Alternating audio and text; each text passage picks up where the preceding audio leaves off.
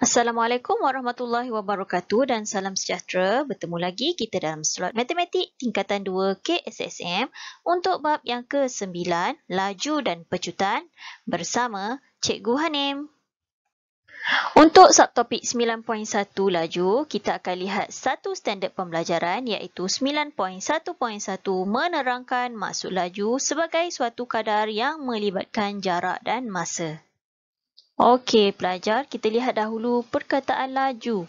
Okey, laju ni biasalah kan? Kita tahu kalau bawa motor laju, bawa kereta laju, semua orang suka kelajuan, betul? Okey, terutamanya kalau di atas jalan raya, ramai yang suka menunjukkan kehebatan kereta ataupun kenderaan masing-masing kalau boleh dibawa dengan laju. Okey, pernah tak kamu lihat papan tanda yang menunjukkan had laju ni? Okey, cikgu harap kamu pernah tengok kan? Okey, peringatan 110, kemudian kalau di sekolah juga ada had lajunya 30 dan jika berada di kawasan perumahan kurangkan laju. Okey, ini semua adalah tanda-tanda supaya kita mengikut arahan had laju ini. Kenapa?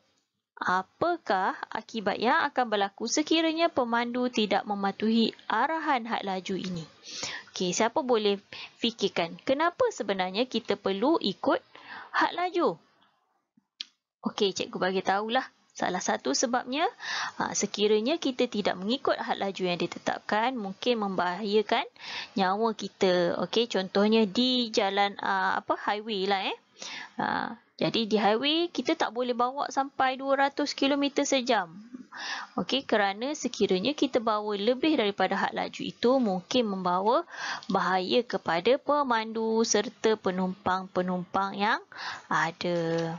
Baiklah pelajar, kita pergi kepada yang seterusnya, laju sebagai suatu kadar. Okey, apakah maksud laju yang sebenar? Laju ialah kadar perubahan jarak dengan masa. Jadi kita boleh tulis sebagai laju sama dengan jarak per masa. Baiklah, unit-unit yang biasa digunakan untuk laju, km per J ataupun km J-1 disebut sebagai kilometer per jam. Contohnya kalau dia kata 50 kilometer per jam. Bermaksud 1 jam kita akan pergi sejauh 50 kilometer. Okey, kemudian unit M per min. Okey, iaitu meter per minit dan juga M per S disebut sebagai meter per saat. Baiklah pelajar, ada cara bagaimana kita nak ingat sebenarnya rumus laju, jarak bahagi masa. Okey, di sini ada segitiga. Okey, di mana J adalah jarak, L adalah laju dan M adalah masa. Jadi, sekiranya kita nak menentukan L ni, iaitu laju ni, apa yang kita boleh buat? Cikgu tutup ni L ni, iaitu yang tinggal J per M. Okey, jadi kita bolehlah tulis dia punya rumus dia, iaitu laju sama dengan J per M, iaitu jarak bahagi masa. Sekiranya kita nak cari pula M, iaitu nak menentukan masa, itu tu M ni. Jadi yang tinggal adalah J per L. Jadi nak menentukan masa pula, kita boleh tekan J per L, iaitu jarak bahagi laju. Dan sekiranya kita nak menentukan J ni, okey, nak menentukan J, apa yang kita perlu buat? Okey, iaitu L darab M ni. Dia kalau sebaris dia darab. Jadi kalau kita nak mencari jarak L darab M, inilah cara dia. J, L, M, N. Okey, J, L, M. Jadi, jelum. Okey, jadi bolehlah kita ingat segitiga ini. Contoh yang pertama, Marina berjalan ke kedai yang jaraknya 100 meter selama 5 minit. Hitung lajunya. Baiklah, bila kita nak menentukan laju, kita pergi pada segitiga tadi. Okey, jelum JLM. Okey, jadi kita nak cari nilai laju. Nak cari L. Jadi J per M. Okey, kita nak cari L ni tadi. Jadi yang tinggal adalah J per M. Jadi L sama dengan J per M. Jadi J kita adalah 100 meter. Ini adalah J. Dan M kita adalah 5 minit. So, kita gantikan sahaja nilai 100 meter bahagi dengan 5 minit. Okey. Jadi, 100 bahagi dengan 5, 20 M per min. Jadi, dapatlah jawapan untuk contoh yang pertama. Untuk contoh yang kedua, semasa latihan acara 100 meter, Amir menamatkan larian dalam masa 10.18 saat, manakala Kamil menamatkan larian dalam masa 10.25 saat. Hitung laju larian Amir dan juga Kamil. Okey, daripada segitiga ini tadi, kita nak menentukan laju. Maka jarak bahagi dengan masa. Okey, kita tulis terus kat sini. Rumus dia, laju J per M. Jadi apa yang kita perlu buat? Kita perlu cari satu persatu, iaitu laju untuk Amir dahulu. Okey, 100 meter bahagi dengan masanya 10.18 saat. Maka kita dapat 9.82 meter per saat. Okey, untuk Kamil pula sama sahaja, jaraknya sama, iaitu 100 meter bahagi dengan 10.25 saat. Maka kita akan dapat 9.76 meter per saat. So, siapa sebenarnya yang lebih laju?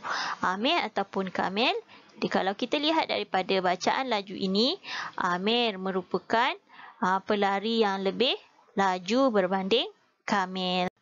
Okey, contoh yang ketiga, padankan masa yang betul bagi jarak dan laju yang diberikan. Okey, kita perlu cari masa. Jadi macam tadi juga, segitiga itu tadi.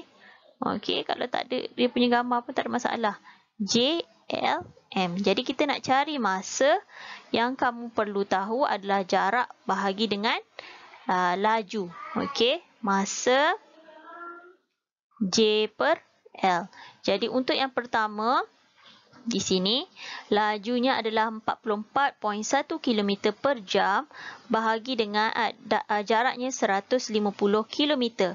Jadi, untuk yang pertama, 150 km bahagilah dengan 44.1 km per jam. Maka kita akan dapat jawapannya 3 jam 24 minit. Okey, kita tengok yang ni pula. Jarak 500 meter, laju 125 meter per saat, maka 500 bahagi dengan 125. Jadi, kita akan dapat jawapannya 4 saat. Dan yang ni pun sama, 90. Okey, 90 bahagi dengan 120. Okey, tapi kita dapat nilainya dalam unit jam. Okey, tetapi yang tinggal di sini minit. Apa yang kita perlu buat? Kita akan darabkan dengan 60. So, 90 bahagi dengan 120, kita akan dapat 0.75 jam. Okey, darablah dengan 60. Okey, dapatlah jawapannya 45 minit. Baiklah, kita lihat contoh yang keempat. Berdasarkan gambar rajah berikut, hitung jarak yang dilalui bagi setiap situasi yang diberikan. Okey, sebuah motosikal dengan laju 80 km per jam, masa 1/1/2 jam. Okey, kalau ditengokkan daripada rumus ini tadi, kita nak menentukan jarak, maka laju darab dengan masa. Cikgu tulis dekat sini. Okey. Jarak sama dengan laju darab masa. So, kita lihat dekat sini unit dia km per J. Jadi, kita punya masa juga mesti dalam unit jam. Jadi, 80 1/1/2 jam ini bersamaan dengan 1.5 jam. Jadi, 80 darab dengan 1.5. Maka dapatlah 120 unit. Jarak kita adalah kilometer.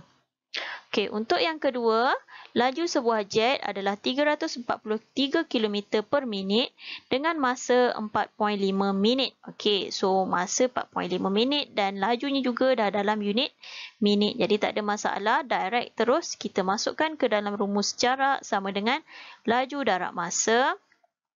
Jadi laju kita adalah 343, darabkan sahaja dengan 4.5, maka tekanlah kalkulator kamu.